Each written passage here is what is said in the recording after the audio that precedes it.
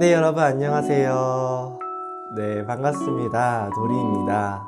이 영상을 찍게 된 계기는 저의 첫 번째 자기계발이었었던 간헐적 단식의 신체적인 변화 리뷰 영상을 보시면서 많은 분들이 댓글로 질문을 남겨주셨는데, 그 질문들 중에서 생각보다 비슷한 질문을 하시는 내용이 많아서 그 내용을 한번 영상으로 이렇게 찍어서 많은 분들에게 공유해 드리면 어떨까 라고 생각이 들어서 이렇게 영상을 찍게 되었습니다. 이 내용은 간헐적 단식을 포함해서 다이어트에 대한 어떤 포괄적인 내용이라고 생각하셔도 무방하다고 저는 생각합니다.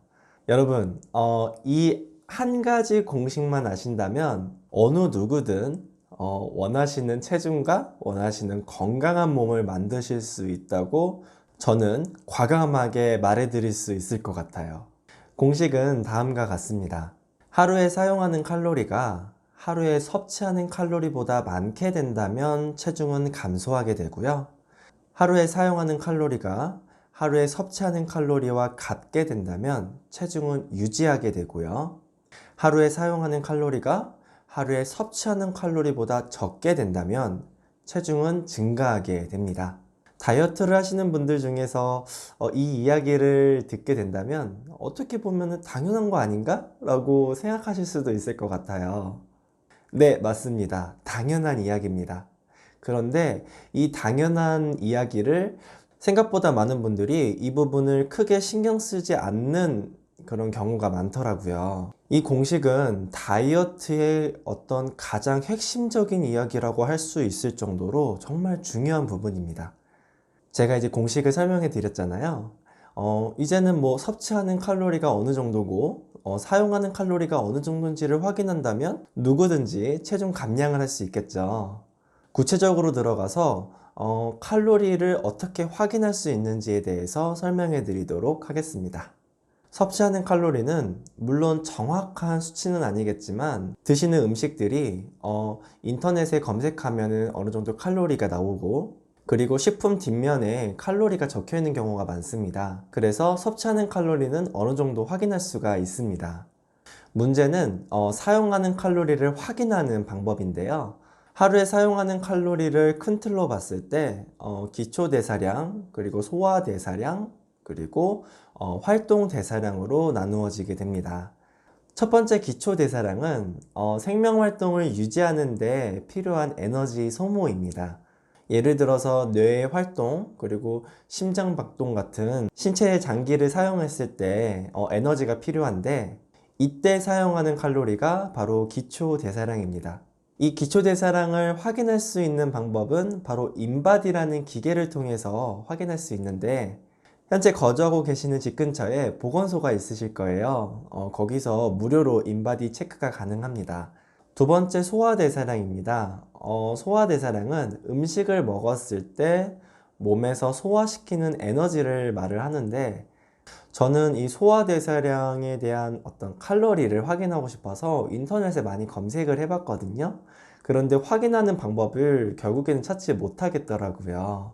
세 번째, 활동대사량은 말 그대로 활동을 했을 때 소모되는 에너지를 말을 합니다. 활동대사량은 두 가지로 나눠지게 되는데요. 첫 번째는 생활대사량, 그리고 두 번째는 운동대사량으로 나누어지게 됩니다. 생활대사량은 말 그대로 일상생활을 보내면서 그냥 생활하는 에너지를 말을 해요. 예를 들어서 집에서 청소를 하거나 뭐 빨래를 하거나 아니면 뭐 출근을 하거나 퇴근을 하거나 이렇게 움직였을 때 사용되는 에너지를 말합니다. 운동대사량은 운동했을 때 사용되는 에너지인데, 뭐 이렇게 열심히 달리기를 하거나 혹은 이렇게 헬스장에서 뭐 운동을 하거나, 네, 그랬을 때 사용되는 에너지를 말합니다. 여기서 사진 하나를 보겠습니다.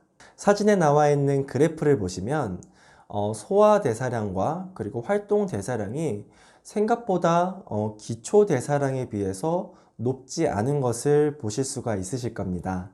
물론 저 그래프 수치를 모든 사람에게 일반화로 적용된다고는 할 수가 없습니다. 왜냐하면 사람마다 활동하는 에너지 소모량이 다르기 때문입니다. 그런데 저희가 저 그래프를 통해서 알 수 있는 점 한 가지가 무엇이냐면, 바로 기초대사량이 하루에 사용하는 칼로리에서 정말 큰 비중을 차지하고 있구나라는 정도를 확인할 수가 있습니다.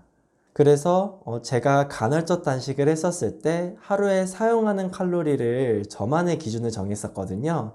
그 기준이 기초대사량 더하기 기초대사량의 4분의 1을 정해서 그 수치보다 하루에 섭취하는 칼로리가 최대한 적을 수 있도록 많이 노력을 했었습니다. 그래서 이 수치의 기준을 해서 최대한 음식을 섭취하거나 어느 때는 기초 대사량만큼 음식을 먹을 때도 있었고 혹은 그것보다 덜 먹을 때도 있었습니다. 그래서 저의 기준에서 제가 원했던 체중까지 이렇게 감량을 할 수가 있게 되었던 것 같습니다. 다시금 핵심적인 부분을 말해드리자면 각자의 사용하는 칼로리의 어느 정도의 수치를 파악하고 그것보다 하루에 섭취하는 칼로리를 적게 먹는다면 체중 감량이 일어난다는 것입니다. 그리고 이렇게 섭취하는 양을 최대한 절제할 수 있는 방법이 바로 간헐적 단식이고요. 음식을 먹을 수 있는 시간대를 최대한 줄이고 공복 시간을 늘림으로 통해서 하루에 섭취할 수 있는 칼로리를 최대한 낮추는 방법이죠. 그래서 간헐적 단식을 떠나서 처음에 말해드렸던 공식을 정확하게 숙지하시고 최대한 하루에 사용하는 칼로리를 많게 유지하신다면, 그리고 그런 하루가 누적이 되신다면 어느 누구든지 체중 감량이 되는 효과를 보실 수가 있으실 겁니다. 현재 간헐적 단식을 하시거나 혹은 다이어트를 하시는 분들에게 이번 영상이 도움이 되셨으면 좋겠습니다. 항상 여러분들에게 긍정적인 영향을 줄 수 있는 도리가 되도록 노력하겠습니다. 여러분, 감사합니다.